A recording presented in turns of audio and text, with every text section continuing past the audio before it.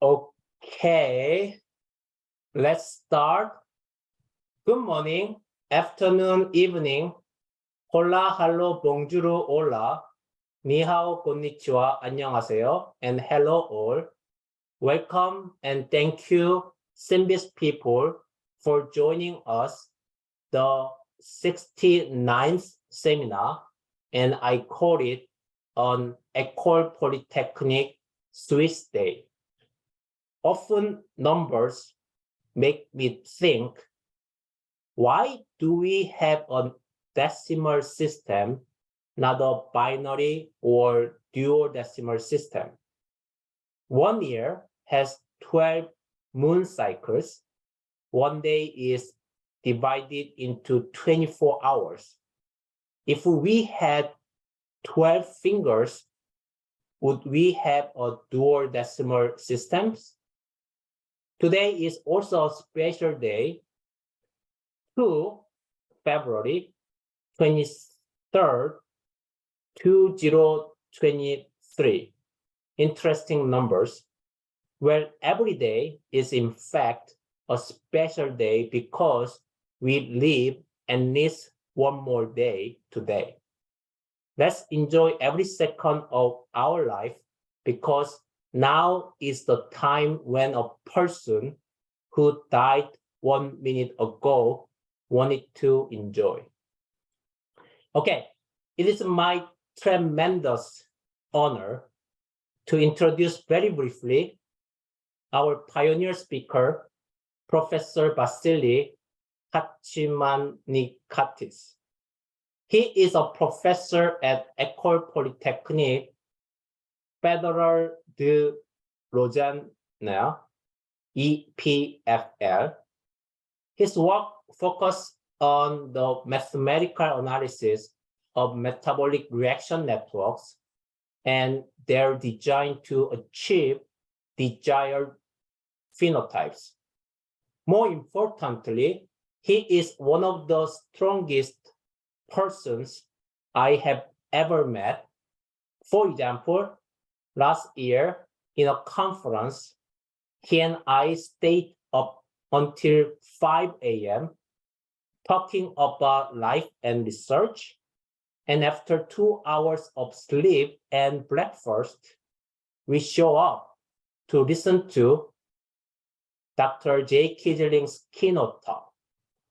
Unfortunately, today, we cannot do so because I need to catch my flight.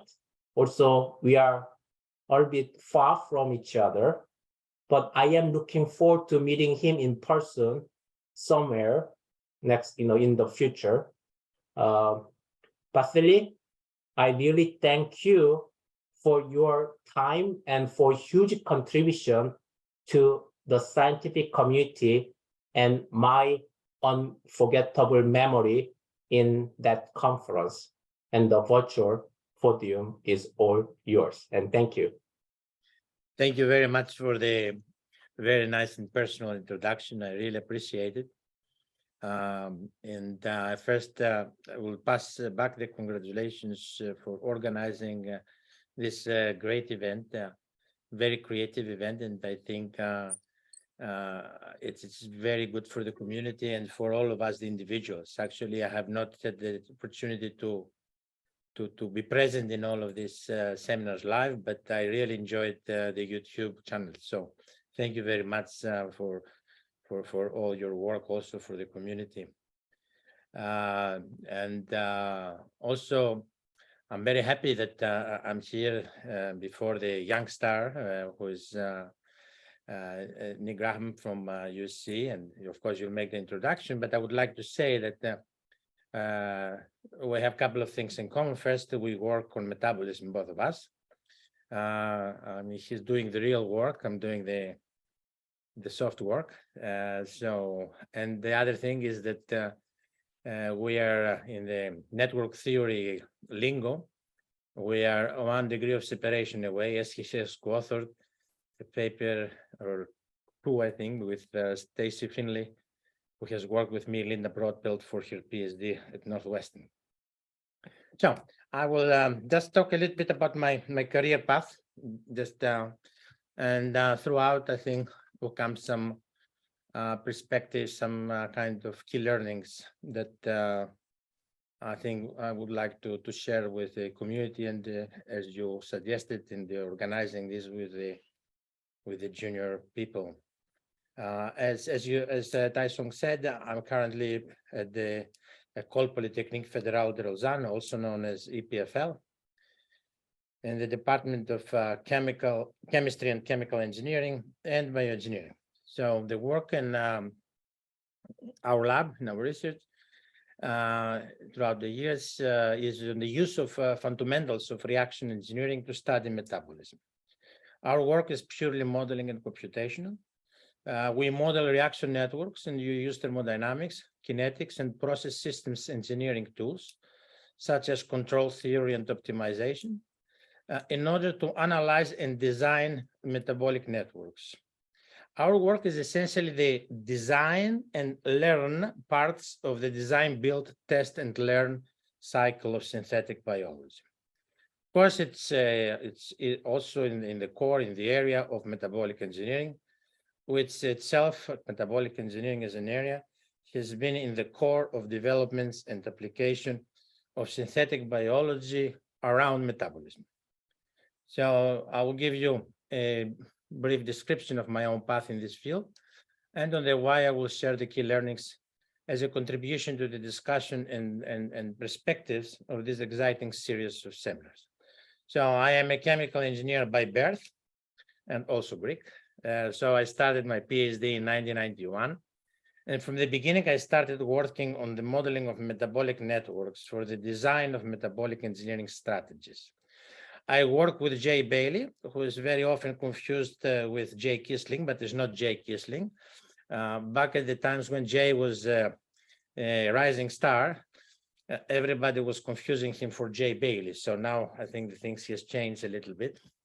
There was one Jay at the time, there is now the other Jay. So anyway, Jay Bailey has been a pioneer of synthetic biology and engineering of metabolism.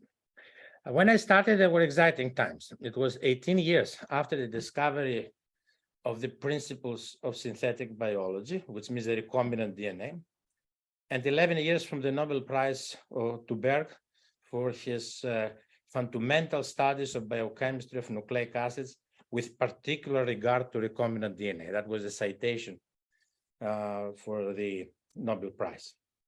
And then in the late 1970s, Japanese biochemical engineers, they started using genetic engineered organisms with recombinant DNA. And around the same time, the first synthetic circuits were invented. So actually, and there were the people that they first put synthetic organisms, so to speak, engineered organisms in a bioreactor. And actually, in the 1983 to 86, the first mathematical models of synthetic lycopyrene were published. And one of the first publications, actually, it was by a Korean postdoc in Jay Bailey's lab. So now, the field was developed within chemical engineering, and therefore the community embraced mathematical modeling and analysis as enabling technology for metabolic engineering and synthetic biology. I think, you look at things in the history, some things that happen by accident, they are very important for the future, because if the field has been developed in somewhere else, let's say pure biology, then mathematical quantitative approaches will not have been at the forefront as they have been throughout the years after. So I was lucky to work in a group of Jay's group with talented and creative synthetic biologists. We started at Caltech, then we moved to Zurich. And some of you might know Uwe Sauer and Martin Fussenegger, who were postdocs in our group when I was a student there. And there I learned and developed one of the most important skills for those working in synthetic biology, the ability to communicate across disciplines. So if you make an observation, actually, synthetic biology is one of the disciplines which is the most interdisciplinary field, maybe it's the only one that where you have together chemistry, physics, mathematics, engineering, computer science. Everything else is a subset of them. But I think here is the only field we have all of them together. The community brings all this expertise together. So after my PhD, I joined DuPont, the company in Wilmington, Delaware, where I was lucky to work on the first application of systems biology on industrial biotechnology for the production of fuels and chemicals, the production of 1,3-propanediol from École for making monomers for plastics. And again, the people, the community biologists in the company were very receptive and of any computational approaches and analysis because they could see the value. 1 year after, I moved to Minneapolis to work for Cargill on the development of another application of synthetic biology and metabolic engineering, which was to develop a yeast for the production of lactic acid in low, almost lethal pH, and for the production of polylactic acid. And that was, again, a beautiful synthetic biology project because we had to find the proper chassis, the proper host, because Saccharomyces was not good one. And then once we found something wild, then we had to do the development of the genetic toolbox, so essentially all these tools and parts and stuff that were part. And interestingly enough, synthetic biology, as we know it now, the community has developed, we're not using this language yet on this, but we're practicing this. So in industry, I was blessed to have great colleagues and some great managers who were some of my best mentors. And now again, if I reflect to give some messages here, that my managers taught me that when one approaches a new problem, before they try to find the reasons why something will not work, first we should ask how to make it work. And then how to make it, what technologies we need, what are the alternative approaches. To think big about alternatives before you identify the risk. Because thinking of de-risking inhibits the creative process. This is one of the most important learnings I took from industry, from my academic career. So in 2000, I moved to Northwestern University, and I did not move because I did not like industry. I would go back anytime, it pays even better. But one of the problems in industry is when you're successful. If you're successful, as we were with the lactic acid yeast, you might get stuck with the same project for 10, 15 years as the project matures and goes into development. So starting in academia was challenging, and I had to define projects that will shape my career and give me the tenure, the most important. And then I looked around and I decided on what I would not work. In order to be successful for a distinct career, it was clear that I should not work on problems that Bernard Paulson, Kostas Maranas, Doug Laufenberger, Greg Stephanopoulos worked, because you look like a follower. And this helped me think outside the box. I think one of the best advices is to think not how to do better on what the senior people are doing, but how to do different of what the senior people are doing. And also I would like to share with you something that Greg that he might not remember. So when I started at the university academic career, my advisor had just passed away. And so I was in a conference with Greg and kind of kiddingly asked him, Greg, now that Jay is away, what is your best advice to give me as a starting professor? And he says, I don't have many, Vassily, but I have one that I still use even when I evaluate people. He says, choose 2 to 3 problems to work on, that when people will think about these problems, you will be in the top 3, top 5 people. No matter how big are the problems, of course, they have to be serious problems. The thing is that you have to be on the top of what people are thinking. Anyway, so finally, I was transitioned to assistant to associate professor. I realized that it's also important to follow some projects and areas you started. And the problem is that the funding situations forces us to change. But I think it's always to keep a couple of the projects that are close to our heart, to be some consistency, because this is something that we have to carry to the completion. There is nobody better in these projects, or we think there's nobody better in these ones, but there's no more satisfaction of bootlegging, finding money from left and right to work on the projects that really started and you feel close to your heart.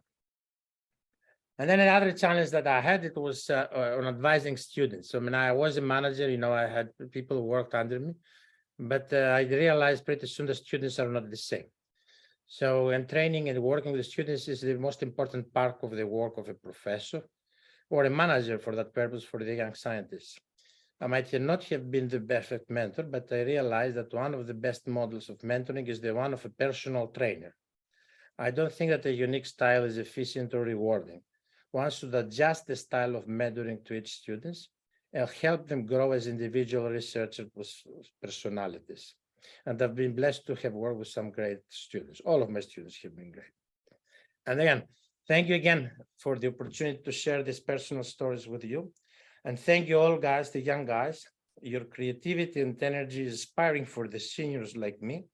It keeps us moving in order to remain as competitive to you as you are and protect us from the intellectual obesity of the seniority. Thank you very much. Thank you, Vassily.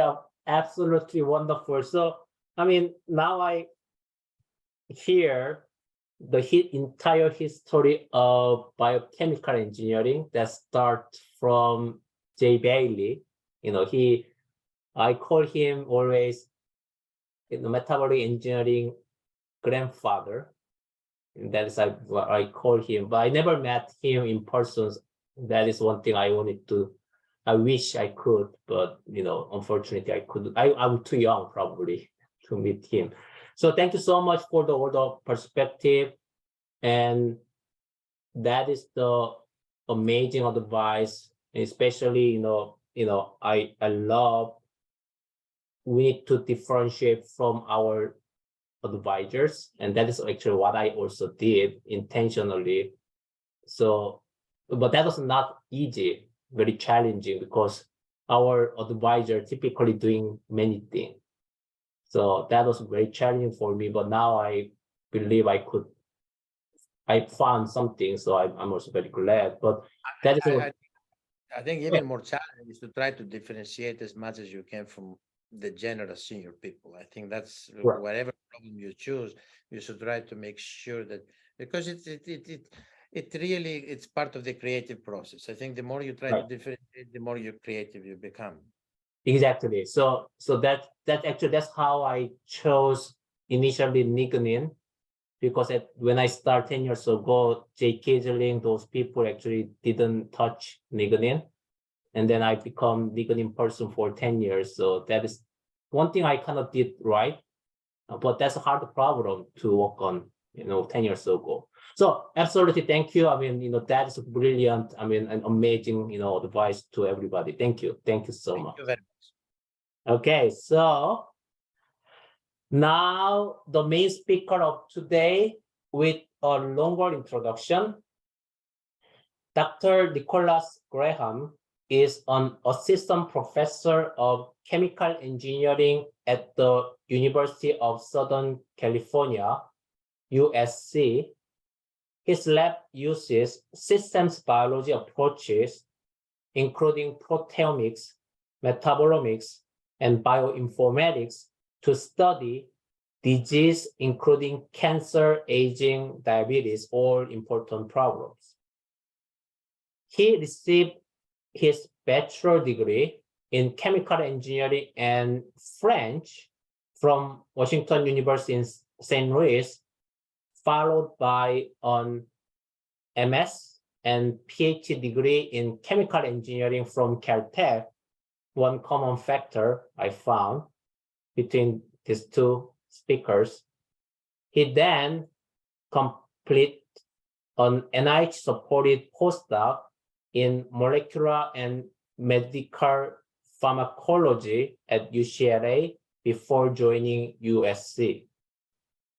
At USC, he has received multiple awards, including NSF Career and American Association for Cancer Research, Bayer Innovation and Discovery Award.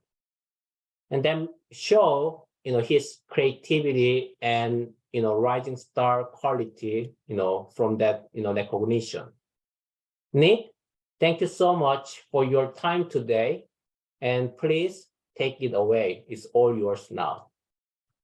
Thank you, Tae-sok, for that very kind introduction and also the opportunity to be here. This is really a great seminar series, and I'm honored to be a part of it, presenting alongside Vassily and all of the previous speakers. So let me share my slides. Can you all see those slides? Okay, great. So today I'd like to tell you about a little work from my lab at USC using systems biology approaches to do drug discovery or personalized medicine or drug repurposing. So we are likely all familiar with the general flow of biological information that you might learn in college biochemistry courses, that your genome is transcribed to make messenger RNA. Those messenger RNAs are then translated to make proteins. And then the proteins can become functionalized or decorated in some cases with post-translational modifications or oligomerization. And at least some of the function of those proteins are metabolites. So processing of nutrients into energy and structural molecules and so on. So the field of biology and biological engineering and synthetic biology has really been revolutionized, not just by the genetic engineering techniques that Vassily mentioned, but the quote unquote omics technologies that have allowed us to identify and quantify biological molecules at all these different scales. So you think about genomics in terms of sequencing the human genome a little over 20 years ago, as well as things like RNA-seq and now single-cell RNA-seq to look at the messenger RNAs that come from the genome. And then where my lab focuses is at the level of proteins, as well as looking at how proteins are decorated with post-translational modifications, and then the function of those proteins in terms of metabolism. So today I'm going to try to tell you two stories. The first is going to be about using metabolomics, so the study of metabolite concentrations, and then proteomics in terms of measuring protein expression levels to try to understand disease, but then also to try and design drugs or understand which drugs should be used for a disease. And so with these omics technologies, there's really been an explosion of data. Now, part of the problem with that explosion of data, I think, is summarized by this quote that was in a commentary from Paul Nurse that he attributed to the Nobel Prize winner Sidney Brenner. And he said, "We are drowning in a sea of data and starving for knowledge." So with the development of omics technologies, we still need to figure out ways to make sense of all this data. And of course, some of the computational modeling techniques that Vassily and others have pioneered are one kind of entree into that way to make sense of all this data. I also like this quote from a review by Kevin Janes and others about how large-scale biological data sets are commonplace, but they are more likely to be impenetrable than insightful. So one of the things that my lab is striving to do, and hopefully I will be able to convince you we've had some success, is to not only generate these large-scale biological data sets, but also to try to translate them into action. And so we take a systems biology approach, which is somewhat similar to the design test build model or design build test model of synthetic biology. And we're trying to integrate knowledge from all of these different biological components, whether we're measuring proteins or metabolites, to make some type of model of the system as a whole, right? So how does the system function? So we define the components of our system. Are we looking at proteins or metabolites or metabolic flux, post-translational modifications? Then we systematically perturb and then monitor, quantitatively monitor the components of the system using our omics technologies, and then try to build some, in our case, usually data-driven model to explain our experimental observations, and then go back and test our hypothesis that came from this omics data.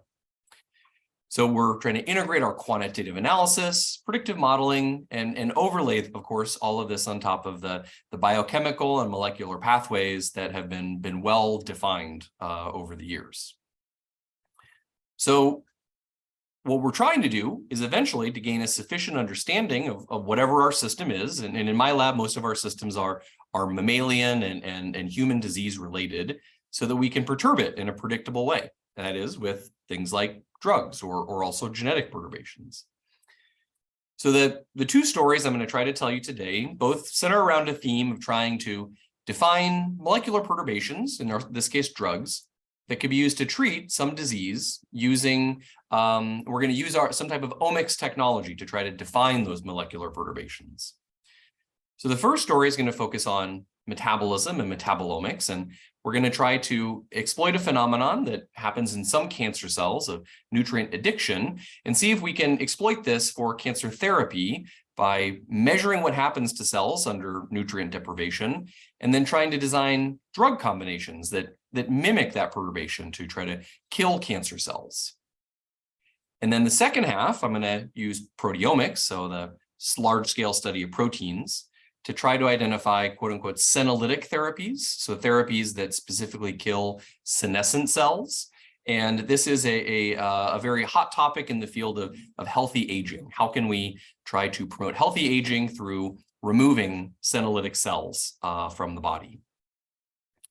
So let's start with the metabolomics story. So cancer cells are one of the first phenomena that was discovered of cancer cells is that they exhibit an altered metabolic state. This was originally pioneered by Otto Warburg almost 100 years ago. So if you look at a non-malignant cell, there are a lot of inputs like nutrients or amino acids, as well as signals like growth factors that tell a cell how to use those nutrients like glucose to make more complex molecules like ATP, or nucleotides for DNA and RNA, or lipids for cell membranes. Now, cancer cells have these same metabolic pathways.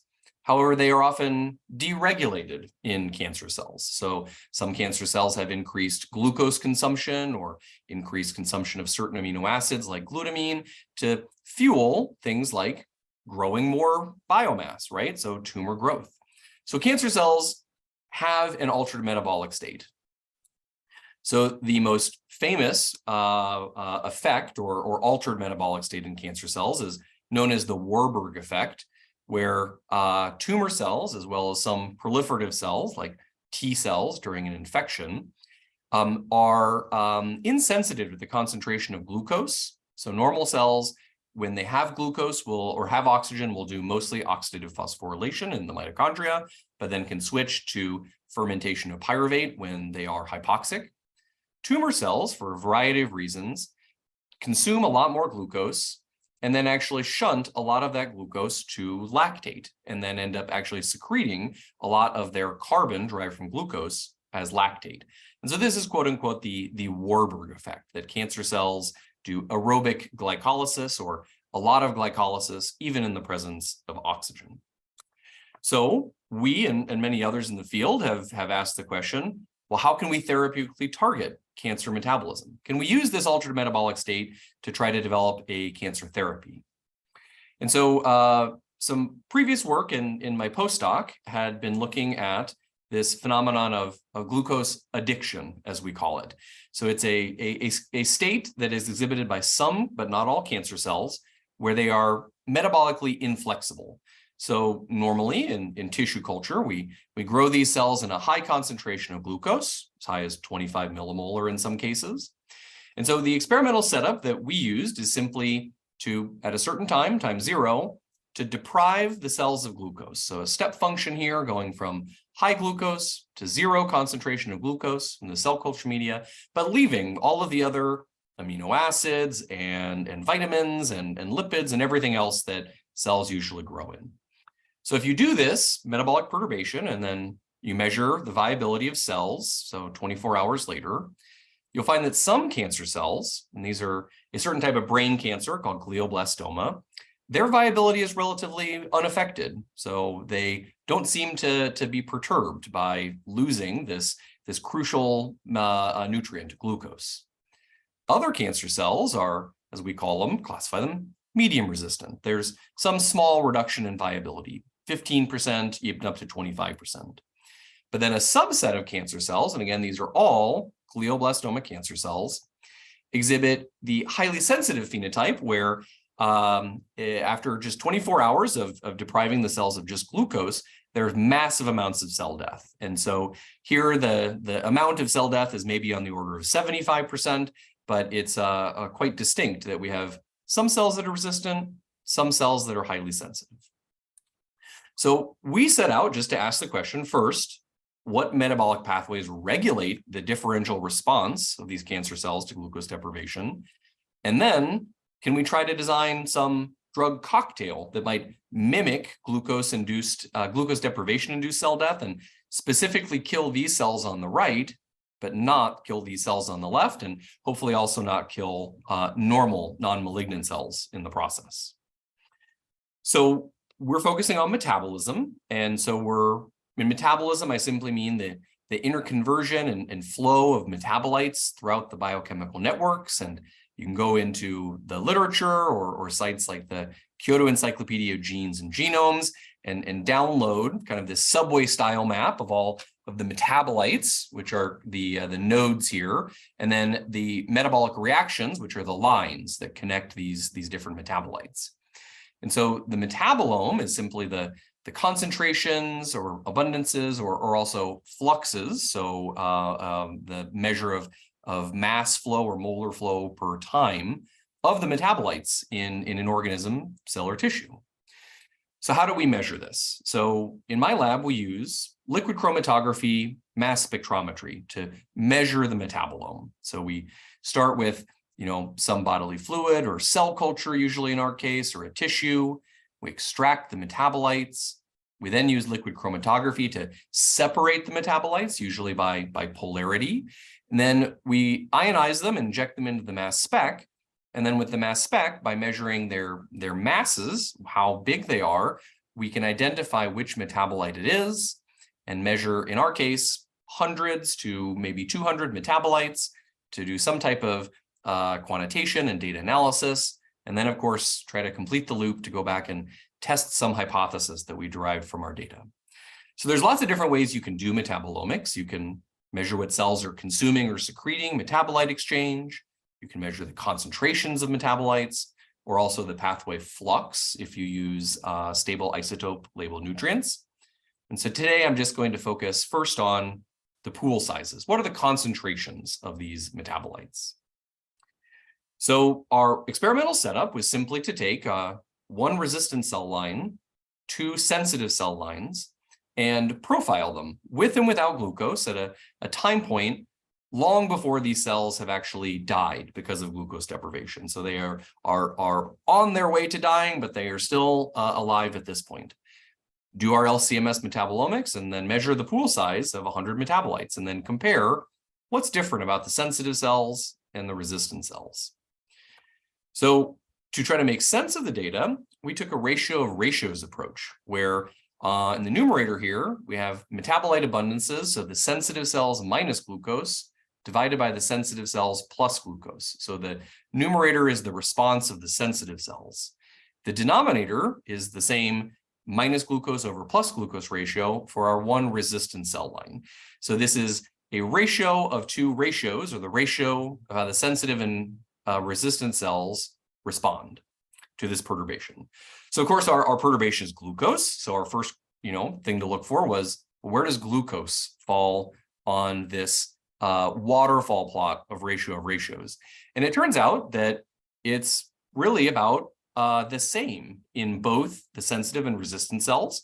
The concentration of glucose inside those cells goes down very close to 0.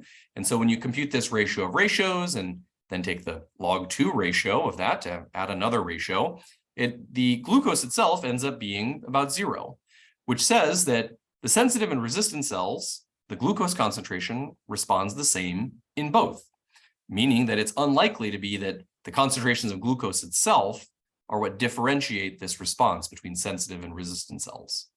So I've got a couple metabolites colored red up here. And so what are those metabolites that are very differentially responsive in these two cell lines? And they turn out to be the amino acid L-cysteine and the oxidized dimer of cysteine, cysteine. So here's cysteine, and this thiol group gets joined into a disulfide bridge here to make cysteine. So cysteine is the dimer of cysteine. So immediately thought that was interesting that, two molecules very closely related are at the top of the list. And then looking at the bottom of the list, we found these two compounds here, gamma-glutamyl cysteine and glutathione, both of which are compounds that contain cysteine. So we, of course, looked in the literature to see, well, what is this pathway? And it's related to glutathione synthesis. And so glutathione is an antioxidant that cells use to defend themselves against reactive oxygen species. And one of the ways glutathione can be synthesized is by cysteine being imported into the cell, reduced to cysteine. Then cysteine gets ligated with glutamate, another amino acid, to make gamma-glutamyl cysteine.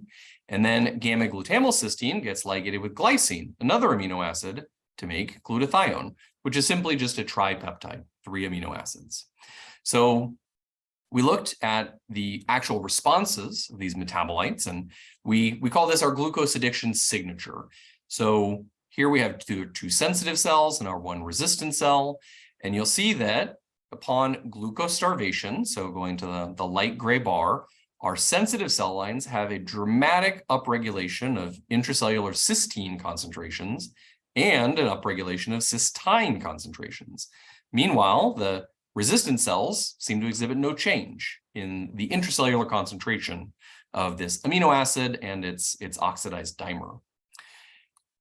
Now, on the other side, those molecules which were going down in our ratio of racial water plots, glutathione and its precursor, gamma-glutamyl cysteine, you see that the resistant cells really don't exhibit much of a change. Maybe there's a small increase in gamma-glutamyl cysteine.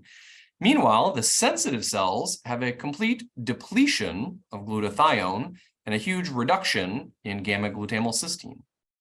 So we took this data, our fold changes, and just, so meanwhile, we looked at the other precursors of glutathione and saw that they were basically unchanged. Glutamate concentrations unchanged, glycine concentrations unchanged, energy currency, ATP, also relatively unchanged upon glucose deprivation. And so we took all this data and we just painted it onto the biochemical pathway. And so here, red means that the metabolite has increased in concentration, and blue means that the concentration has decreased, and white means that the concentration is unchanged. And so the resistant cells, you can see everything is basically white or a very faint color in this pathway. Meanwhile, the sensitive cells, or two sensitive cells, both have this very striking pattern of strong red for cysteine and cysteine, and then strong blue for the pathways downstream. So it seemed that at this biochemical step, between ligating cysteine and glutamate, that there was some type of blockage in these cells. And so initially we pursued a lot of hypotheses about how that enzyme, its activity might be regulated, and we actually couldn't find any defect in how the enzyme was being activated.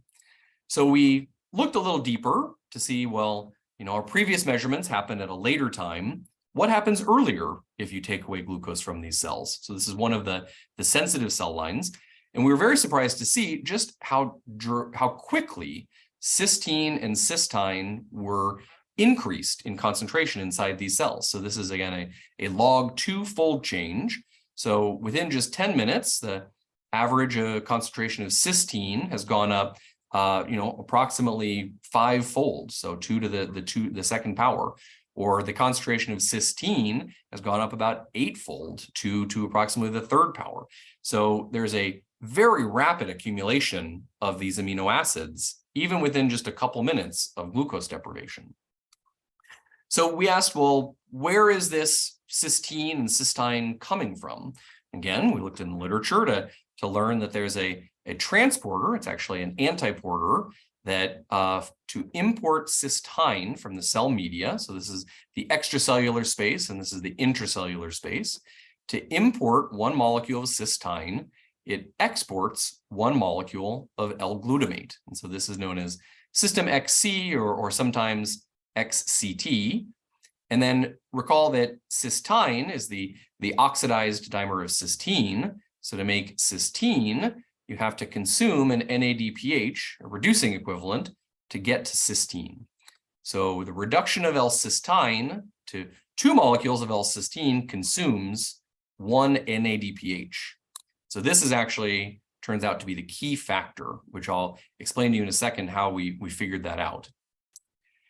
So the way we figured that out was, again, using metabolomics, where we did a we separated the perturbations of glucose starvation, and in this case also cysteine starvation. So we've starved cells of glucose for a certain amount of time, and then at a later we starved cells of glucose and L-cysteine, and then at a later time we spiked the L-cysteine back in and measured the metabolomic response of those cells. And what jumped out at us were these 2 ratios related to reactive oxygen species balance, ROS balance. So here the blue line is glucose starvation in the absence of cysteine, and the red line is glucose starvation in the presence of cysteine. And so you see that the ratio of reduced to oxidized glutathione is going down further when the cells have L-cysteine, and the ratio of NADPH, the reduced equivalent, to NADP plus, the oxidized, is also going down more when the cells have cysteine. So at 180 minutes after having done this glucose starvation, we spiked in our L-cysteine to actually see what is the immediate effect of L-cysteine in the media. And we did metabolomics again. And what is really interesting is that there's a dramatic and immediate response or reduction in the amount of glutathione, or reduced glutathione, and a dramatic reduction in the amount of NADPH in these cells as well, driven by the import of L-cysteine and then the reduction of cysteine to cysteine, which again consumes NADPH.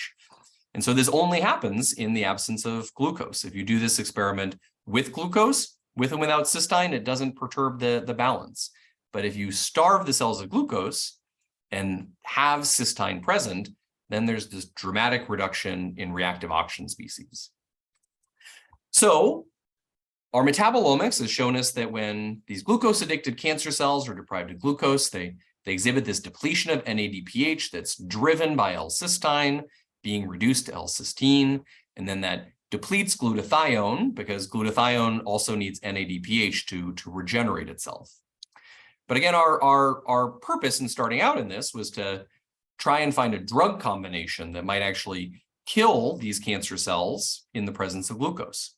And so our hypothesis was simply that we could co-inhibit glucose transport, so that's the import of glucose into the cell, as well as glutathione synthesis, since we know glutathione is being depleted when glucose is being deprived. And we thought that that might mimic the high cysteine and low NADPH state that causes glucose-addicted cancer cell death.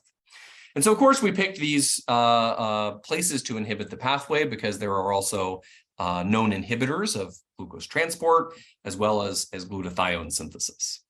And so our model, again, is that in an XCT high cell, that normally the glucose metabolism, which is producing NADPH through pentose phosphate pathway, as well as other places, is balanced with the need of the cells for cysteine to make glutathione, but that if we inhibit glucose transport to starve these cells of intracellular glucose, thereby reducing the pool of NADPH, at the same time that high cysteine import is going to also reduce the pool of NADPH, leading to eventually a reactive oxygen species mediated cell death. Okay, so that's a nice hypothesis. What does the data actually look like? So here we have 3 cell lines. So first of all, a highly sensitive cell line, a medium sensitive cell line, and a insensitive cell line to glucose deprivation. And what we've done is we've added either the negative control, DMSO, just the solvent we dissolve the drugs in, or the inhibitor of glucose transport, or the inhibitor of glutathione synthesis, and just measured the viability over a time course for 72 hours. And you can see that neither of the individual drugs has much of an effect on viability. Now, when you combine the drugs, we here now see a separation of how the cell lines behave. Our glucose deprivation sensitive cell line dies rapidly or first after 36 hours of this drug combination. Our medium sensitive cell line dies second, so after maybe 60 hours with this drug combination. And eventually the low sensitive or insensitive cell line, A172, also eventually exhibits a reduction in cell viability. But there was a very clear trend between the sensitivity of this drug combination and the sensitivity to glucose deprivation based on our metabolomics. So in the interest of time, I won't go into all of the details about how we showed that this phenomenon was driven by cysteine import and its transporter. But our conclusions of this study is that this glucose addiction, which kills some but not all cancer cells, is driven by a redox imbalance caused by L-cysteine import, and that drug combinations co-targeting glucose metabolism and redox balance can specifically provoke cell death only in glucose deprivation sensitive cancer cell lines. Now, of course, this is all in vitro tissue culture and cell lines. We're currently working with some neurosurgeons who have more realistic models of what glioblastoma, brain tumor, looks like, both patient-derived cell lines and mouse models, to try to test some of these things in vivo as well. So I think I should have enough time here to tell you at least briefly about the second half of the talk, which is using a different omic profiling technology, proteomics in this case, to identify quote unquote senolytic therapies. So let me first just tell you what is senescence. So most generally, senescence is a stress response that results in irreversible cell cycle arrest. It can happen due to replicative stress as cells age and their telomeres erode, oncogenic stress, certain oncogenes like KRAS can promote senescence because they're just such strong oncogenes. Chemotherapeutic stress, certain drugs can cause senescent response. And so senescence is sometimes called a double-edged sword in that it does good things. It can suppress tumor development. It's also involved in normal development. It can help attract immune cells, which can then sometimes, in some cases, remove senescent cells. But then it also has the dark side, the potentially chronic inflammation that senescent cells can promote, which is tied into aging. And then paradoxically, with that chronic inflammation, there are examples of senescent cells actually promoting cancer by secreting so many inflammatory molecules like cytokines that it actually promotes the development of nearby cancer cells. So senolytics are simply drugs that are selectively toxic to senescent cells. And so there's been a lot of excitement about this. And so this is a paper from a couple years ago about how senolytics, so killing senescent cells, can actually improve the physical function and increase lifespan, that sounds good, in old age. Now, if you are on science Twitter, you might be familiar with this one account that just says in mice, to talk about how these very high profile and very good papers often omit the fact that when they say they've improved physical function and improved lifespan, they've only done that in mice, which of course is where the starting point is. However, there are actually clinical trials ongoing with senescent senolytic therapies. For example, dasatinib plus quercetin in a model, actual humans with diabetic kidney disease. So these things are undergoing clinical trials. And if you are, and of course that has led to a lot of popular press like Discover magazine here, senolytics, a new weapon in the war on aging. And if you are convinced by these articles, you can of course go to Google and Google senolytics and find a lot of senolytics that are out there for sale. Some of these same drugs that are used in research studies like fisetin. I'm not necessarily advocating that you start a regimen of senolytic therapies. But just to say that these may eventually see use in humans. Now, so our model for senescence is an in vitro model of human mammary epithelial cells. So they're single donor primary cells that experience senescence barriers in culture, and they've mainly been studied for how senescence is associated as a tumor suppressor with breast cancer progression. But so in our hands, we wanted to measure what are the proteins that are changing in expression depending on when the cells are young or when the cells are old and senescent. So we simply first just grow them in culture. So here are 4 different sublines of HMEC cells and the population doubling. So how many times they've divided here on the y-axis. And in the beginning, they grow with this log or exponential growth. So it looks like a straight line on this log 2 scale. But then as they age, the growth ceases. So they stop dividing. Now, even when they've stopped dividing, a large number of population doublings, they're still alive. We see some cell death, but mostly the cells are alive, but they do acquire the so-called senescent morphology, where the senescent cells are big and very broad, spread out, as opposed to the young cells, which are much smaller and more kind of epithelial in shape. Okay, so we wanted to probe this system using proteomics. And again, proteomics, our basis is liquid chromatography, mass spectrometry, so separation by polarity or hydrophobicity, and then using the mass spec to identify and quantify what those proteins are. There's many different ways you can use proteomics. It's a very flexible technology. You can measure global protein expression or post-translational modifications or protein-protein interactions, many other things. This story focuses just on global protein levels. So what we did was we manipulated our HMEC cells, these primary cells, in several different ways. So we looked at senescent cells versus proliferating cells or quiescent cells, so cells that are just temporarily cell cycle arrested, as well as what happens when you immortalize the cells with a genetic perturbation like telomerase or hTERT expression. And then we plot the data on something like this, like a volcano plot, where the x-axis is the fold change. How much is that protein upregulated in the positive direction or downregulated in the negative direction as the cells get senescent? And then the y-axis is a negative log of a p-value. So larger numbers mean a smaller p-value that is more significant by this statistical test. And then we filtered the proteins here, depending on whether they were up in senescent cells only or senescent cells and quiescent cells, saying that they're not a unique marker of senescence, but rather potentially just a marker of cell cycle arrest. And so when we do this, we measure maybe 1,000 proteins. And one of our proteins, beta-galactosidase, or GLB1, is actually the most commonly used biomarker of senescent cells. So that gave us a lot of confidence that we were measuring true senescence biomarkers, that the best known biomarker out there in the literature showed up in this unbiased analysis.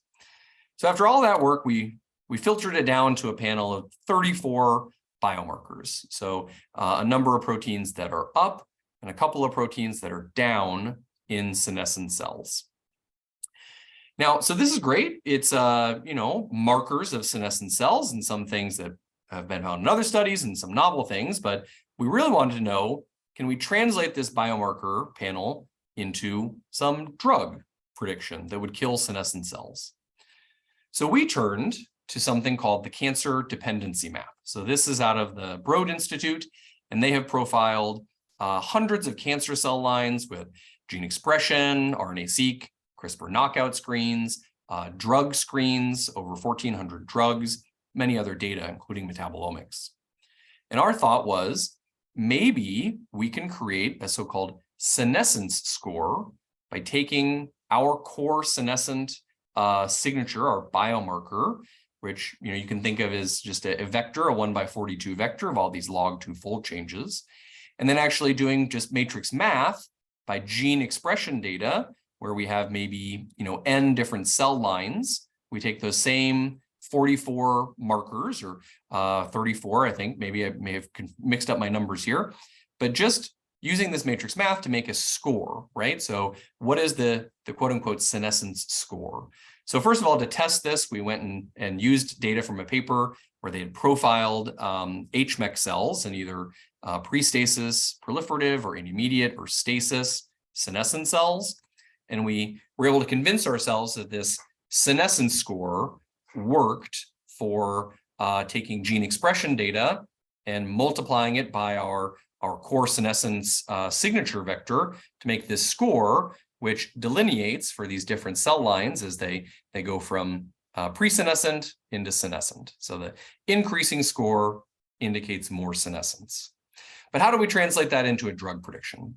So our thought was to take our senescence signature, multiply that by the gene expression data from hundreds of cancer cell lines to make a senescence score for all of these different cancer cell lines, and then to correlate that senescence score with the drug sensitivity score. So with the drug sensitivities, so all these cancer cell lines have known drug sensitivities. So just correlate them, just a Pearson correlation, and then look to see which drugs correlate and which drugs don't correlate with the senescence score. So we're going to correlate our senescence score with the metric of drug sensitivity. And then our drugs with selective toxicity are going to have negative correlations. That would indicate they're more sensitive to these drugs. Now, the problem with this is that then you end up with 1,400 drugs, lists times 300 some cell lines in our case. How do we again make sense of all this data? So we decided to adopt a method that's popular for analyzing RNA-seq data called gene set enrichment analysis to do something we're calling drug mechanism enrichment analysis. So you start with your rank list of drugs, and we recognize that many of these drugs have some of the same target. There's maybe 40 EGFR inhibitors or maybe 20 AKT inhibitors amongst this list of 1,400 drugs. So we then classified all these drugs by their mechanism of action. So what is their drug target? And then we run an enrichment analysis for all of the different mechanisms of action, which is around 85 that are in this database. And you can then see some of those methods are going to be, or some of those mechanisms of actions are enriched on one side of this rank list. So negatively enriched or positively enriched. And you can look at what's called a mountain plot to see how are these different drugs distributed in the rank list. So it's a way to measure statistical enrichment. Okay, so we did this for our senescence scores, again, the correlation with the drug sensitivity. And then on this volcano plot here, we have mechanisms to the left are things that are predicted to be more toxic to the proliferating non-senescent cells. The things on the right are predicted to be more toxic to the senescent cells, so our potential senolytic drugs. So EGFR inhibitors and MEK inhibitors were our two top hits from this. So you can look at the rank list of all the EGFR inhibitors and see that some of them, like canertinib and others, are predicted to be highly sensitive for the senescent cells. So of course, we then went and tested this. I should mention, so we've made this now a Shiny app with R code to you want to do the same type of analysis on your transcriptional signature. You can go to this website and try it out yourself. There's a bioarchive that describes how to use it. And so we tested our hypothesis, our EGFR inhibitors senolytic for HMEC cells. So here we have just our negative control, DMSO, the viability of either non-senescent proliferating or senescent cells. So here with the DMSO treatment, the viability of the senescent cells has reduced a little bit. And we then tested a positive control, the best known senolytic drug out there, navitoclax, which is a BCL2 inhibitor. And as we hypothesized, navitoclax, so at a couple different doses, it doesn't affect the viability of the proliferating cells. The proliferating cells compared to DMSO, viability is about the same, pretty high. The senescent cells, on the other hand, their viability goes down dramatically. So comparing here, This about 80% for the DMSO treatment, about 20% for this drug. So that just confirmed that, well, navitoclax is a senolytic drug, just like others have published. But we wanted to test our EGFR inhibitors. So we picked two, dacomitinib and AZD8931, both EGFR inhibitors, and tested them. And lo and behold, they also exhibit senolytic behavior. So dacomitinib here, AZD8931 on the right. In proliferating cells, there's really little to no effect on the viability at two different doses. However, in the senescent cells, there's a significant reduction in viability upon treatment with these EGFR inhibitors.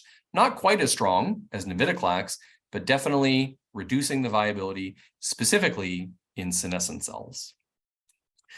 Okay, so this brings me to the end. I hope I haven't gone too far over in time, but we used proteomics to first identify a senescent signature of 34 upregulated and 11 downregulated proteins. And then through integration with drug screening databases, we were able to predict and validate that EGFR inhibitors are senolytics for human mammary epithelial cells. So with that, I'd like to thank my lab, the people that actually do the work. So Ali Reza Del Farah, a former graduate student, led the senolytic proteomics experiments. Dr. James Jolie led the metabolomics experiments for glucose deprivation, and Belinda Garana, who will be graduating soon, led the work to do the bioinformatic analysis, drug mechanism enrichment analysis. And so with that, I thank you all for your attention, and I would be happy to take any questions if there are any. Amazing talk. Thank you. Thank you. So Vassily, I wanted to ask you first whether you have question or comment. Yes, I actually have a couple of questions, but we can follow offline. But first, I would like to thank you very much. It was a very exciting talk. And I really appreciate the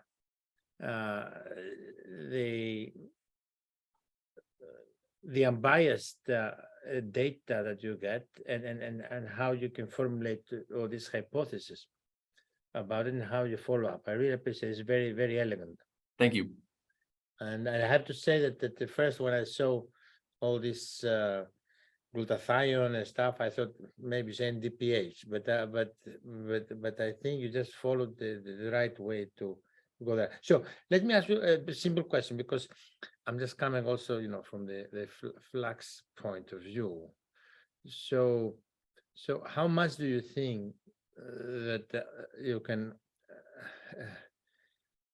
explore more the mechanisms using the kind of fluxomic type of thing? Either you get it from sampling or more from a metabolic network approach. Because I like you just zoomed in the pathway, you narrow it down, and it was, but we do more scale fluxomic. Do you see, some ways to enhance the mechanistic understanding about it? Oh, absolutely. So I think sorry, I'm just trying. I'm thinking on the fly because I'm just trying to still kind of think myself. Oh, absolutely. No, we've thought a lot about how to try to apply fluxomics, since we do some of the stable isotope labeling metabolomics in my lab, and then of course trying to fit that to metabolic pathways. I really see there could be a lot to learn from looking actually at what happens in the resistant cells. So, I think with the highly sensitive cells, there was just such a screamingly large signal in terms of cystine and cysteine and NADPH that it was, logical for us to follow that pathway. I would say we really still don't understand what's happening in these resistant cells. We know they aren't importing huge amounts of L-cysteine. We know that their glutathione levels and their reactive oxygen species are not that affected. But I would say we don't really know how they do that when losing glucose, such a fundamental nutrient for generating NADPH. So are they doing something like using glutamine to fuel gluconeogenesis, or another pathway through 1-carbon metabolism to try to generate NADPH? Those are questions we haven't yet had a chance to look at. And I think some of the very elegant stable isotope labeling patterns that, for example, like Josh Rabinowitz has done to try to measure NADPH production, like which of the different pathways it's coming from, as well as computational modeling, could really shed light on that. Yeah, thank you very much. I'm kind of, it's very, very, very interesting, intriguing problem. Thank you very much. Thank you for the question. Vassily, do you have any other question? Otherwise, I will ask some simple question I want to ask. Yeah, please go ahead. No. So yeah, the same part of your talk. I very intrigued by your glucose starvation experiment, but one thing I probably missed was what is the response of just normal cell, healthy cell, to glucose starvation? Right. So that's a great question, because the whole premise of our drug cocktail is that it will not affect normal cells. Yeah. And so we have measured that response on some quote unquote normal-like cell lines. For example, MCF10A, which is kind of a quote unquote normal, not really normal because they're immortalized breast epithelial cell line. We've also measured it. I guess I should say we've also measured the glucose deprivation response of these primary human mammary epithelial cells, as well as some other like IMR90, which is like a diploid fibroblast cell line that a lot of people use as a quote unquote normal cell line. And we've seen that all those cell lines are resistant to glucose deprivation, but it's unclear how representative those cell lines are of all of the different normal cell types that might exist in vivo, or that do exist in vivo. And so I think that's still an open question. I see. That's interesting. So let me check whether any question from audience, because this is already 11 in my time. If not, I probably close, and then we probably further discuss, offline. Let me check. Yeah. Okay. So let me close, and then we continue discussion. So thank you all for joining and staying today. We'll meet again on March 2nd, Thursday, the same time, the same Zoom link. We'll have Professor Francois Benedicts at University of Washington and Dr. Yan Zhang at Caltech, another Caltech. So as usual, the follow-up informal chat will occur without recording. Please stay here if you are interested in chatting with today's speakers. I will promote you to panelists who can speak and show your handsome and pretty face if you wish. And I will stop recording, and thank you so much, everyone. Just give me 1 second. Stop.